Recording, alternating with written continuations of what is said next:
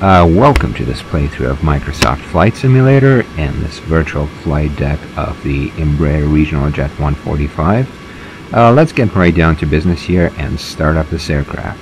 It's cold and dark right now, but the first thing to do here will be to fire up the electrical systems and test the auxiliary power unit.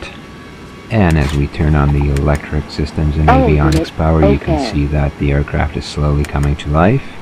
And now we'll turn on the APU for a very quick test run. You can hear it spooling up in the background as we go along, but we're going to shut it down in just a second. On. Emergency lights. Armed. Avionics. Master. 2. On. FMS. In the meantime, we'll fire up things like lights, fuel pumps, and air systems on the aircraft to prepare it for eventual engine startup.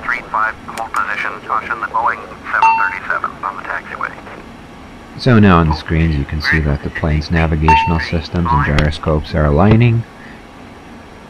And so our next step is to configure the flight management system.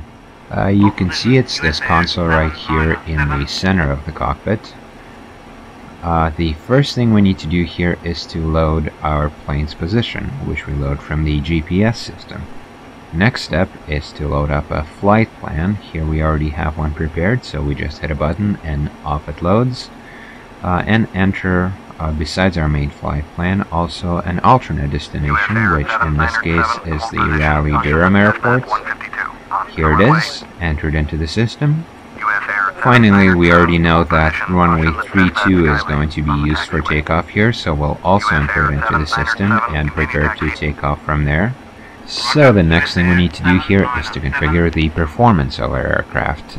First of all, we need to set aside a fuel reserve, which is 60 minutes worth of fuel that we need to have left at all points in the flight. Now we configure the atmospheric parameters, so we enter our cruising altitude, which is flight level 360 or 36,000 feet. We enter the temperature expected at that level, and we enter the average winds on course, which are expected to be pretty strong. We're expecting winds from the west at 110 knots or 200 kilometers an hour or so.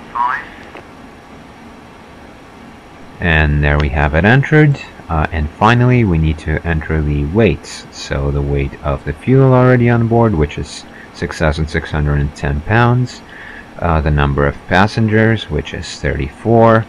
And the amount of other cargo, which is about 1,000 pounds according to our manifest. And here we go. Flight management system is ready. Initialize. Next thing to do here is we need to calculate our takeoff speeds. The airplane already has a built-in function for that. We just have to hit a button and check speeds are trims, calculated. Set takeoff data. There's a couple of steps left in the configuration, but I think we can skip these. And now we fast forward to a few minutes later. Our passengers have been boarding the airplane while we're getting a briefing on the weather around the area.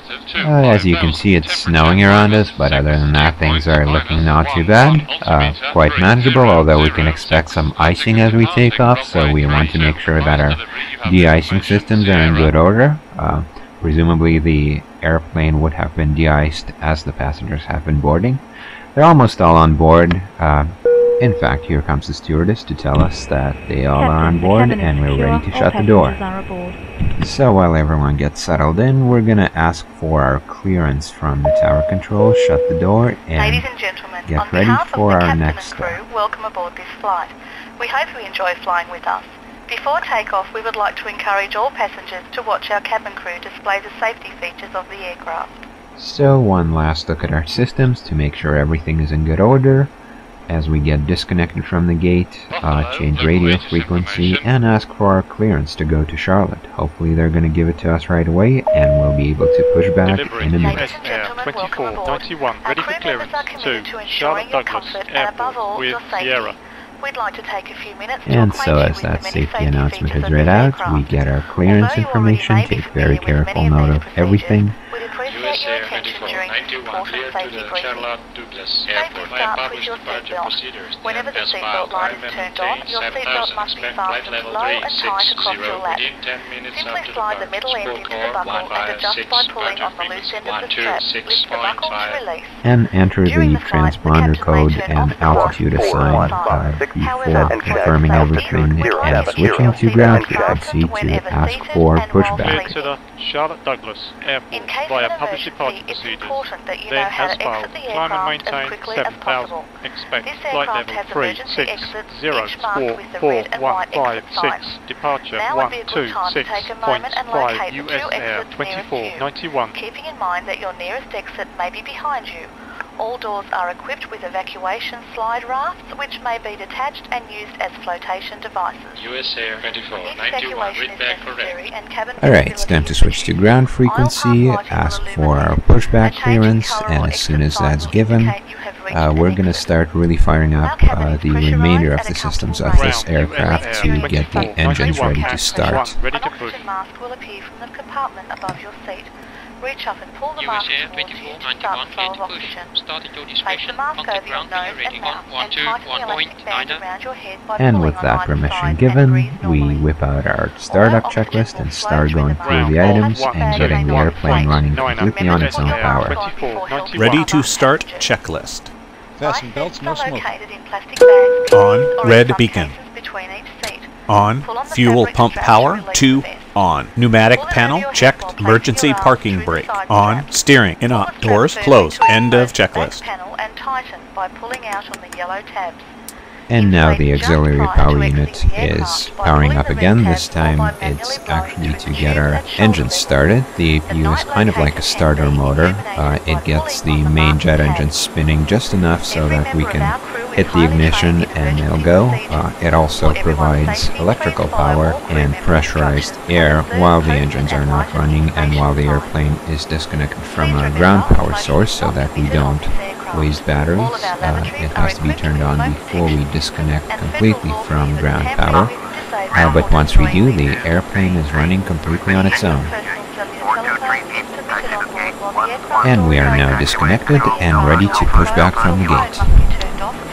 Cockpit. Go ahead. Ready for pushback. Okay, steering pin inserted. Release brakes. Engine start checklist. Engine 1. All engines clear for startup. A complete list of approved devices may be found in the And as we start to push back here, I'm just going to start spinning up the first engine.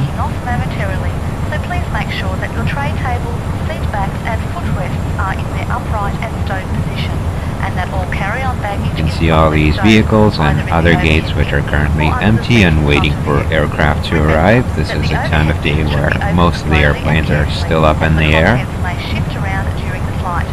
We also recommend that all passengers take a moment to review the illustrations provided in the safety information card, which you will find in the seat back pocket.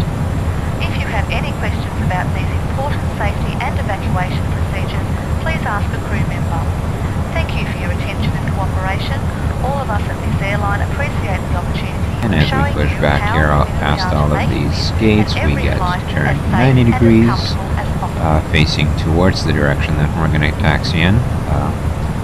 And as soon as we stop here, we'll be ready to hit the ignition and get ready for taxi.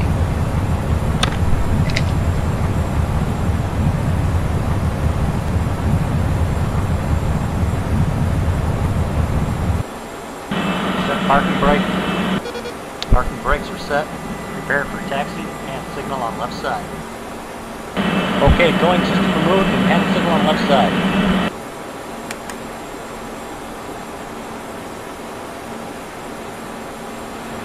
And as we hit the ignition switch, the first engine spools up. It's ready to go. Everything looks good for On. it. Engine 2. And now we're going to start up the second engine.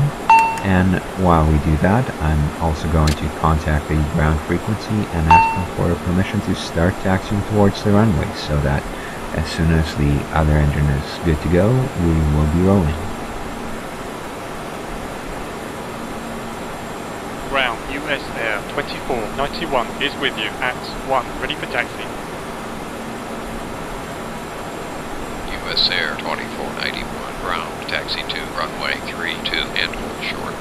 And with that, the airplane is ready to go on its own power. Taxi to runway 32 and hold short, US Air 2491. Watch the next part as we taxi and take off. On. End of checklist.